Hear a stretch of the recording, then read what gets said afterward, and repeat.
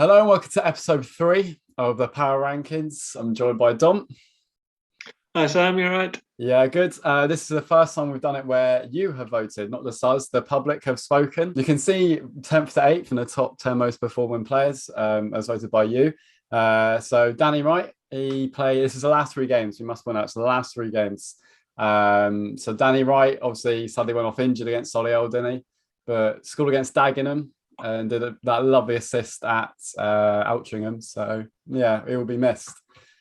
Yeah, I'd have had him a bit higher in this list. To be honest, he did score against Daggers, didn't he? And that assist against Altrincham was a beauty, wasn't it? So, yeah, no, he'd been brilliant. And then of course he went off early against Solihull, and it just reminded how needed how valuable he is. Because the whole game plan was around him, and then obviously it went. So hopefully we need a replacement, of course. It's a hamstring injury, whether it's a few months or the season, I don't know, but only you never know. He might be back in a few weeks, but he might not be back for more like if Torquay's like it's 2 months, isn't it? So, and now Knight, we've just been having a discussion about this because I don't know. It should be.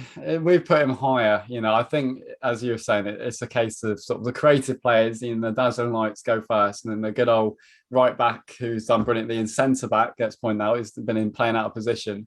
Yeah, I'd say Ben Winter should be higher up as well. Yeah, who are these people that are voting? Okay, what's going on? Yeah, I haven't trusted the democratic vote since Brexit, Sam. So But let's go on anyway. Yeah, let's move quickly on. Good old. I'm so happy to see him there. He's been brilliant in the 2 games he stepped in, especially Solihull. I thought it was absolutely fantastic. Ali Omar's finally seeing the form that we hope to see. Yeah, when he got called up against Altrincham, everybody had a sort of sigh of, oh no. But he was really good. He had a couple of moments, but then Solihull, he was just really solid. I thought he got absolutely robbed of man of the match in that Solihull game. He headed everything. He was good with his feet as well.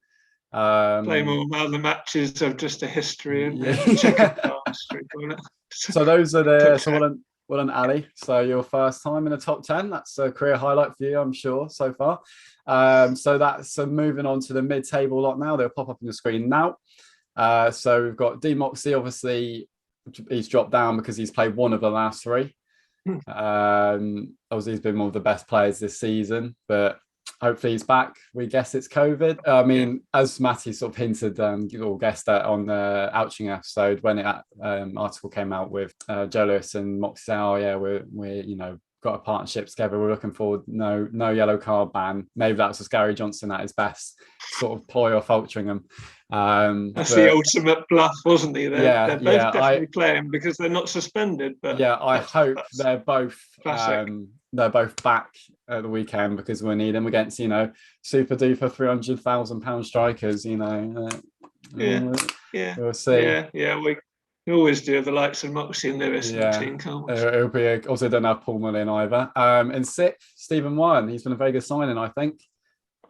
How do you pronounce his name? Have we decided? Is it? Well, I've gone Warren, but I mean, as you know, I'm not good at pronouncing these things.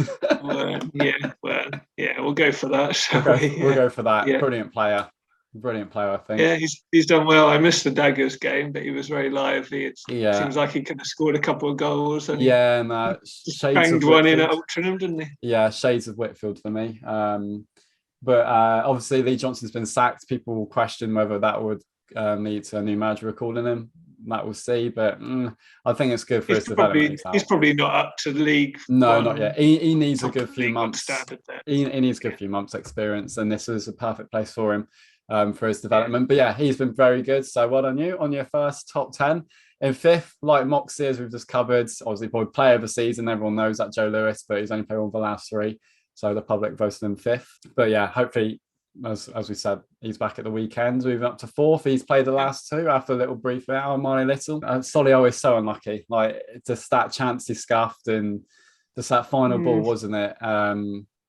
He's not generally one to hit through a ball, is he? He likes to curl it. Yeah, he likes to curl it. I think unfortunate, but the effort's always there by Marnie. And well, I'm looking at 4 and 3, especially Lemon Ivans. They're going to have the game of their season against Wrexham. I can just feel it. I hope so. I hope so. It was pretty good against Solihull. I mean, we gave him man the match. He was involved a lot. he was creating, he was moving around, getting involved, but, all tricks as usual, but just the final finish. That final touch just didn't happen that night. Lemon Ivans is really, starting to find his feet again. And I just have this feeling he's going to have an absolute wonder class. He scored obviously at Wrexham. Obviously Welsh team, Wrexham, him being Welsh under 21 international. Did wonder if they were going to come in. He's going to have an absolute masterclass. I'm being brave and I'm calling it out. Sent off after 10 minutes. I remember that now. Yeah, we'll see. But he's been in good form. He's still a bit patchy here or there. Yeah. I mean, I heard he got a match against Dagenham, but he wasn't great. And then Altrincham, he obviously scored one and missed a sit-in. He was all right last week. He was involved. Like Little, I mean, on another night he grabs a goal and everybody's praising him, but when it doesn't go in, it's of course. And I think Little and Evans have been there a long time, and people expect them to absolute, tear up the division every game. And if they did, they would be playing the two together, really, because Little wants to be in the middle, pulling the strings. So does Connor. I think Connor had to move out wide. Doesn't always suit him. He's not a natural tricky winger. He likes to get into the middle and create things. So. I think there's a case against Solihull. We're almost like too nice to the team, especially for this league. Like there's too many nice midfielders on the. We needed someone to get a bit more stuck in, and a big man up front, obviously, right when off injured. I think you almost need a sort of big physical guy in midfield just to come and bang something in from 25 yards. Yeah, exactly. But I look forward to the weekend. It should be a good battle. Second, Dan Martin. He's so good against Solihull. Him and Omar, the players that really had the praise, and McDonald for me. It's just his energy is unbelievable, and it's like that's the burst of pace he has. What a player!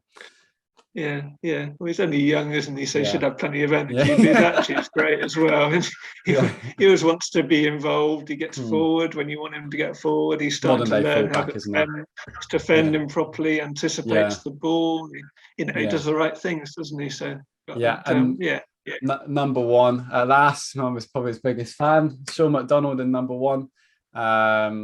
Just what a season he's having, especially a keeper come in consistent. I think it's about one little bluff at Eastleigh, and that was it. And he had that one at Eastleigh, didn't you? You think, all right, okay, show us how you can bounce back. And the old Mac would have probably let us off one in the next game as well, but he was brilliant against Yeovil. Followed it up. Dagenham, he kept us in the game, I think. Yeah, he did. Yeah, he was unbelievable. Altrincham, he was key, and then Solihull he was very good handling. He made a brilliant save at 1-0, but it's one of those games. There wasn't really a lot of shots last Tuesday. Was there? That was it was a bit cat and mouse, wasn't it? And also, his kicking, as he will know, it does go a bit too far at times. That's the one. Yeah, he had a bit of a stick on the forums for that. I noticed. It does get frustrating, but when your keeper's keeping you in the game, I don't know. I'm never too worried about the. As long as they don't lose possession cheaply from it.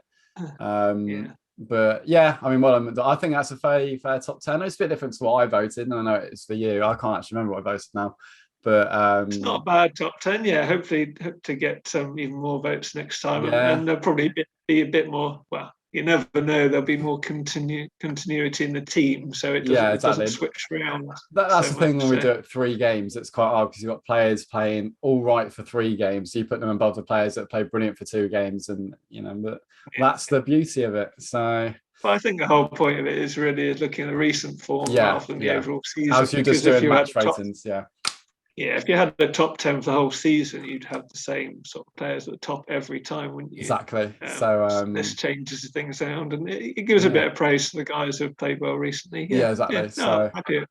It works well, doesn't it? I think. So thanks for watching episode 3. Hope you've enjoyed it, and we'll probably do another power rankings either next week or week after. Might sort of do every few games, see how it goes. Vote for that one. Please like and subscribe.